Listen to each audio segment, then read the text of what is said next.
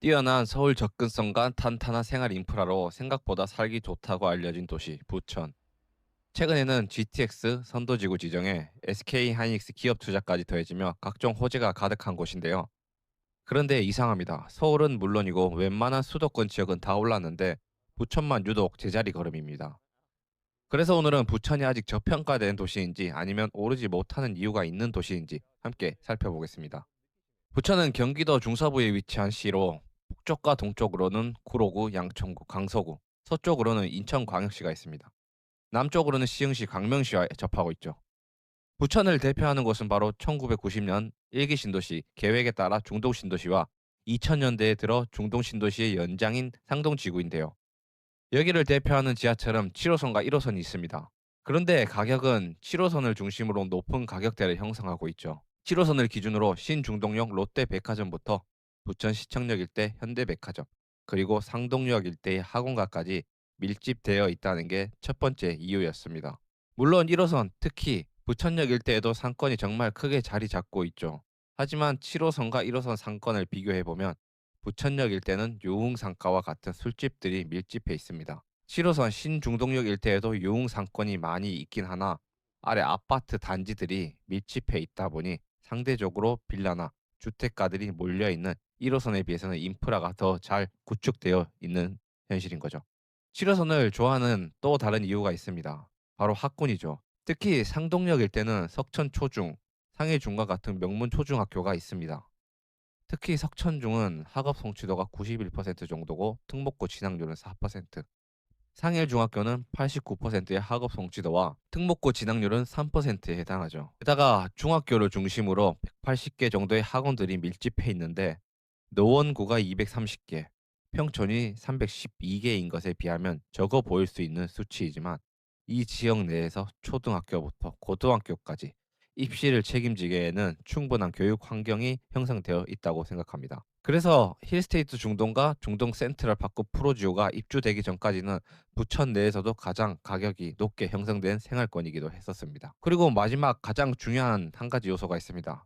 7호선은 강남까지 50분, 1호선은 구로 디지털, 가산 디지털, 여의도까지 어디든 1시간 이내 출퇴근이 가능한 거죠. 출퇴근 시간이 중요한 이유는 원래 부천의 설계 목표는 단순한 아파트 단지가 아니었습니다. 기업이 들어오고 일자리가 생기고 사람들이 그 안에서 일하고 소비하는 이른바 자족 도시였죠. 그래서 다른 신도시보다 상업, 업무, 용지를 훨씬 넓게 잡았었습니다. 그런데 중동 신도시가 만들어지던 1990년대 부천의 제조업은 빠르게 무너지고 있었고 그 빈자리를 메울 대기업과 오피스, 유치는 계획대로 되지 않았습니다.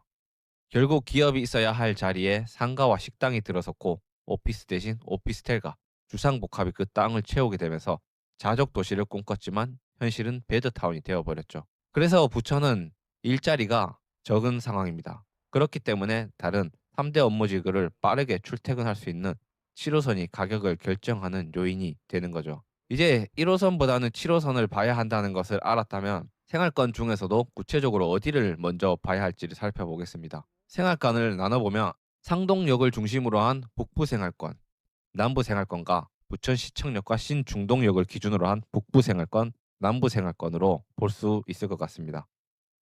상동역 일대의 생활권은 설명드린 바와 같이 부천 내 학공과 90년대 아파트가 밀집해 있는 부천에서 몇 안 되는 공공연대로 이루어진 생활권입니다. 게다가 34평이 주를 이루다 보니 단지 내부가 쾌적하고 넓죠. 하지만 부천에서도 가격이 높은 편이다 보니 이 가격이 부담이 되신다면 그때 이젠 부천 시청역과 신중동역을 기준으로 한 북부 생활권과 남부 생활권을 볼 수 있을 것 같습니다. 북쪽에는 90년대 주공 아파트, 임대 아파트와 복도식 소형 아파트들이 주를 이루고 있습니다. 그리고 역세권은 아니지만 신축급 단지들이 몇 군데 있기도 하죠. 또 일기 신도시 선도지구로 지정된 역세권 은하마을도 있는데요. 특히 동부와 쌍용 이 단지들은 사업성이 높은 곳으로 잘 알려져 있습니다. 왜냐하면 아파트에서는 절반이 넘는 세대수가 48평형이고 100세대는 58평형으로 대형 평수 위주로 구성된 아파트이기 때문인 거죠. 이런 호재가 있어서일까요? 은하마을 1, 2 단지를 보면 24평이 6억 초반대를 형성하고 있습니다. 반면 남쪽에서도 모두 90년대 아파트이지만 북쪽에 비하면 중앙공원을 비롯해 상대적 생활 인프라가 좀 더 잘 갖춰져 있는 곳입니다. 그런데 여기는 34평이 5억 후반, 혹은 6억 초반대를 형성하고 있습니다. 과거였다면 은하마을은 남쪽 생활권의 아파트의 가격을 따라가지 못했는데 재개발이라는 호재가 더해져 지금의 가격을 형성하는 것 같다는 생각이 듭니다. 근데 호재를 볼 때는 3년 이내 실현 가능한 수준을 보셨으면 좋겠습니다. 내가 재개발이 완성될 때까지 몸테크를 하겠다면 모르겠으나 대부분 자녀의 양육 및 출퇴근의 이유로 한두 번씩은 이사를 고민하게 되죠. 그런 측면에서 이미 호재가 가격이 반영된 아파트보다는 아직 가격이 상대적으로 반영되지 않은 남쪽 생활권을 먼저 볼 것 같다는 생각이 듭니다. 이제 7호선 일대를 검토했음에도 불구하고 가격적인 여건이 맞지 않다면 이제 1호선을 기준으로 한 북부 생활권도 볼 수 있을 것 같습니다. 여기도 반달 마을이 선도지구로 지정된 곳 중 하나인데요. 근데 한 가지 아쉬운 점은 여기는 복도식 아파트와 소형 평수가 주를 이루고 있는 곳입니다. 반면 은하마을은 대형 평수가 주를 이룬 곳도 많이 있다 보니 반달 마을에 비해서는 은하마을 쪽에 좀 더 사업 속도가 빠를 것 같다는 평이 나오고 있죠. 이런 상황이 실제 호가로 반영이 되어 있다는 생각이 들기도 했습니다. 하지만 여기도 초등학교, 중학교가 모두 다 밀집해 있고 1호선을 이용해야 하는 신혼부부들에게는 큰 부담이 되지 않은 가성비 지역이 될 수 있을 것 같다는 생각이 들기도 했고요. 특히 중동역 일대 팰리스 카운티는 부천에서 몇 안 되는 대단지 준시주급 단지라 7호선 인근 웬만한 구축 단지들보다 가격이 높게 형성되어 있기도 했습니다.